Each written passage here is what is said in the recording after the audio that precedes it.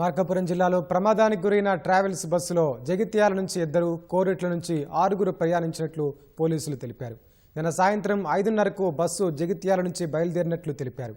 జగిత్యాల నుంచి రోజు 3 ట్రావెల్స్ బస్సులు ఏపీకి వెళ్తాయని, అయితే వాటికి స్థానికంగా ఆఫీసులు కూడా లేవని స్థానికులు చెబుతున్నారు.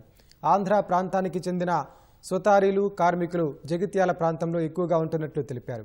వారు జీవనోపాధి కోసం జగిత్యాల, కోరుట్ల ప్రాంతంలో వచ్చి గృహ నిర్మాణ పనుల్లో పాల్గొంటారని పేర్కొన్నారు.